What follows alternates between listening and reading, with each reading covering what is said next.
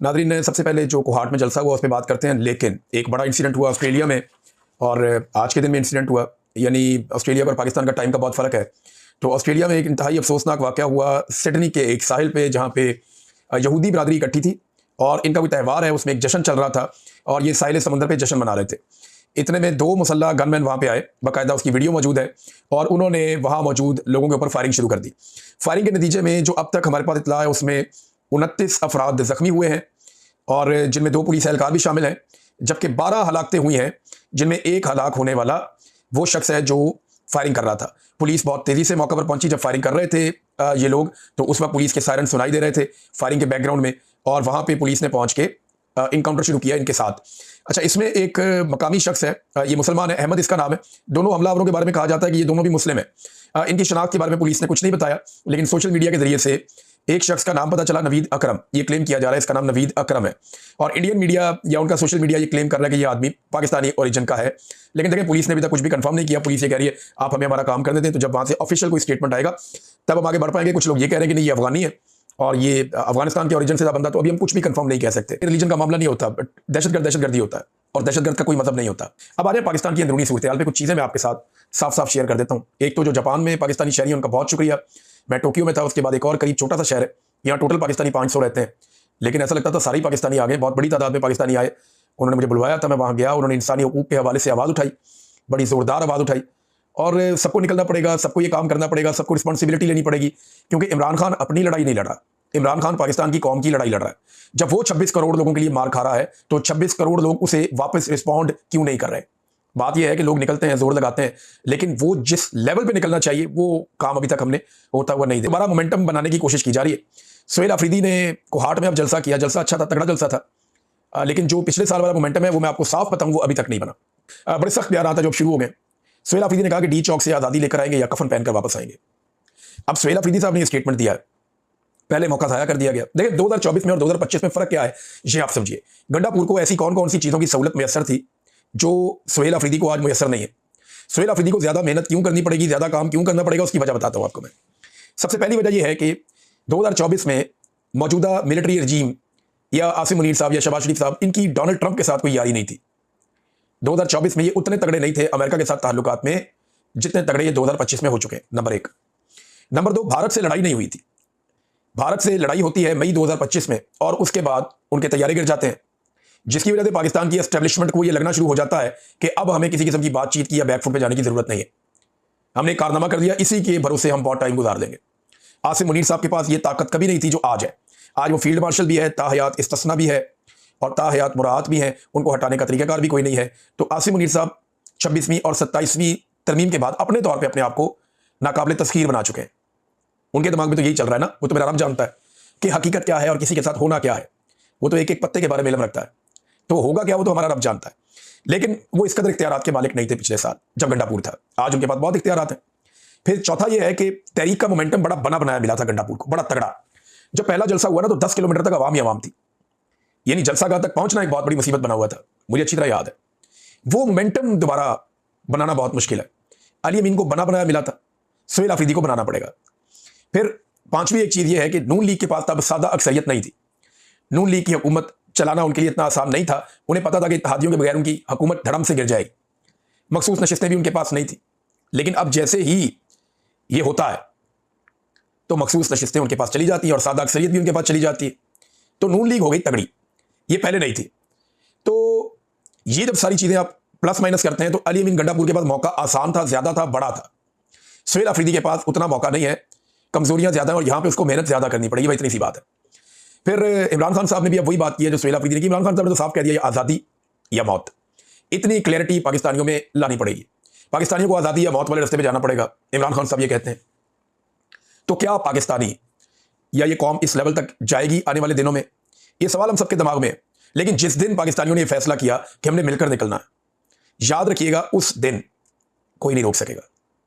उस दिन एक बंदा भी नहीं मारा जाएगा। देखें, अगर पाकिस्तानी निकले ना, फर्ज करें 1 लाख 2 लाख 4 लाख बंदे मर सकते हैं, कत्ल हो सकते हैं, शहीद हो सकते हैं। लेकिन अगर पाकिस्तानी निकला है ना 1 करोड़ 1.5 करोड़ या 50 लाख ही पूरे पाकिस्तान में, तो याद रखिएगा एक बंदा भी नहीं मरेगा। एस्टेब्लिशमेंट कभी ऐसी जुर्रत नहीं करेगी, कभी ऐसी हिम्मत नहीं करेगी। ये बात आप अपने पल्ले बांध लें। जलसे में जुनैद अकबर साहब ने कहा कि ये अवाम की अक्सरियत है, ये कोई 2% के मौलवी नहीं है। मौलवियों को इन्होंने भी जवाब दिया ना, जो आपके कहने से आपकी तारीफें करेंगे। ये 26 करोड़ अवाम है जो इमरान खान के साथ जुड़ेंगे। इमरान खान जिसे जिंदाबाद कहेगा ये जिंदाबाद कहेंगे। इमरान खान जिस पर लानत भेजेगा 24 करोड़ अवाम उस पर लानत भेजेंगे। ये जनाब जुनैद अकबर साहब ने कहा, साथ मौलवियों को रगड़ा भी लगा दिया।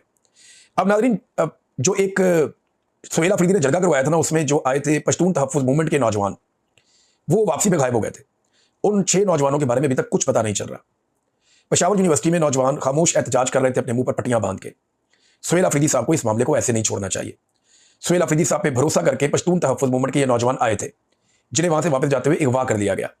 अब इन नौजवानों की बादयाबी के लिए बाकायदा उन्हें स्टेटमेंट भी जारी करना चाहिए और बताना चाहिए कि उन्होंने क्या इकदाम किए और ये नौजवान कब तक वापस आ जाएंगे, या मुतालबा रखें। बार बार एजेंसियां अगवा करती हैं, नॉर्मली तो यही होता है।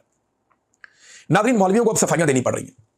जिन मौलवियों ने जूते पॉलिश किए ना, वो सारे मौलवी अब सफाइयां दे रहे हैं। ताहिर अशरफी साहब को सबसे ज्यादा तकलीफ है, क्योंकि अवाम ने बड़ा जलील किया है। अवाम ने इनकी ठीक ठाक मंजी ठोक दी है। अवाम ने इनको आईना दिखा दिया मौलवियों को कि ये तुम्हारी औकात है, ये है तुम्हारी औकात। मौलवियों को अवाम ने आईना दिखा दिया। अब जनाब ताहिर अशरफी साहब अपने बैत वाले बयान पे कि वो आर्मी चीफ के हाथ की बैत करना चाहते हैं, सफाई देने के लिए मैदान में आ गए। ताहिर अशरफी साहब का कहना है कि जनाब हम तो बैत करेंगे सिपा सलार हाफिज आसिम मुनीर साहब के हाथ पर, और तुम्हें एतराज है तो तुम जाकर बैत कर लो मोदी के हाथ पर। भाई ये तो बड़ा कमाल काम कर दिया आपने ताहिर अशरफी साहब।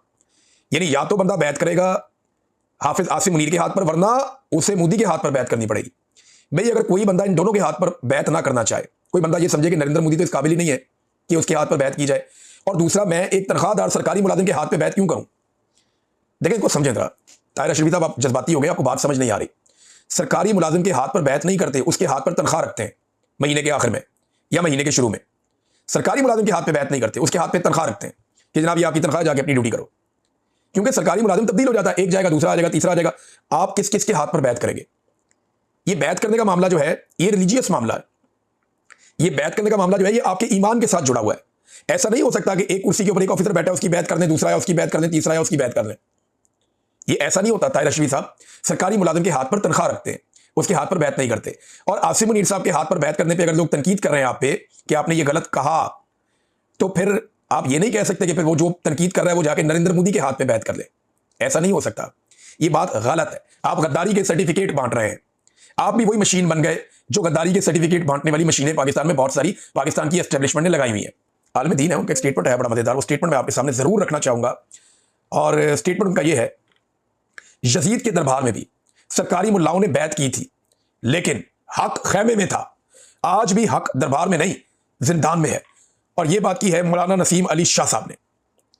मौलाना नसीम अली शाह साहब को सलाम, उन्होंने इतने सारे मौलवियों को आईना दिखाया।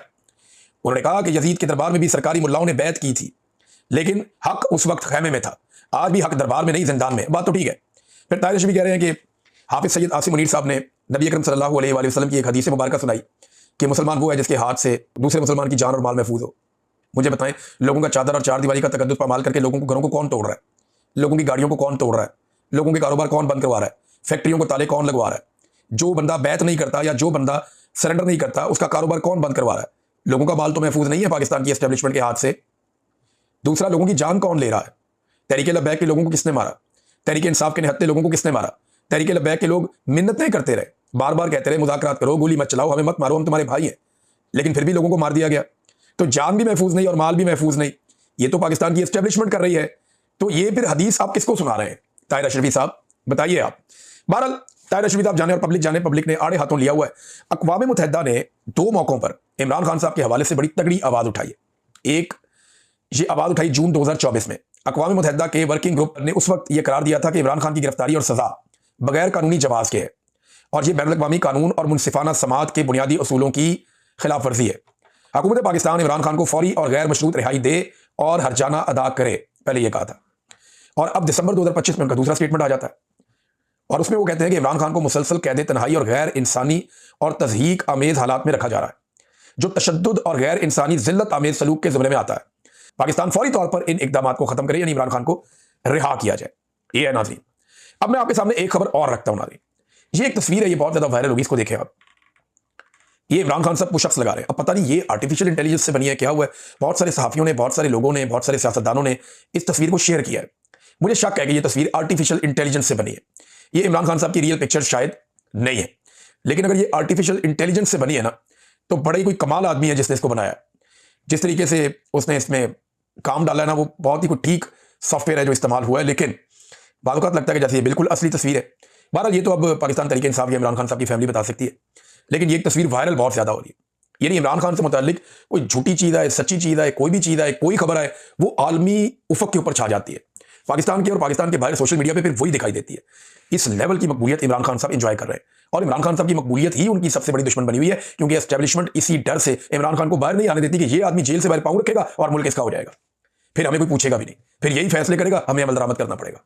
ये एस्टेब्लिशमेंट जानती है, अच्छी तरह जानती है। नाज़रीन, अब ये कोई मेजर मरवत है, ये इसका अकाउंट है, ये देखें आप, ये जनाब मेजर मरवत, इसने ये एक ट्वीट कर दिया, और ये एक जाली ट्वीट कर दिया जिसमें लिखा है कबायली पश्तून इमरान खान के लिए अपने बच्चे भी मरवा सकते हैं, बस हम इनको इशारा करें। अलीमा खान जनाब इसके में लिखा हुआ है, ये फेक है। और siyaset.pk का इस्तेमाल किया, पहले उनका दफ्तर बंद करवा दिया, सराब बरकत को गिरफ्तार कर लिया। वो 16 तारीख को आज़ाद कश्मीर के लोग पूरा आज़ाद कश्मीर बंद करने का इरादा रखते हैं, उन्होंने एहतजाज की कॉल दे दी है।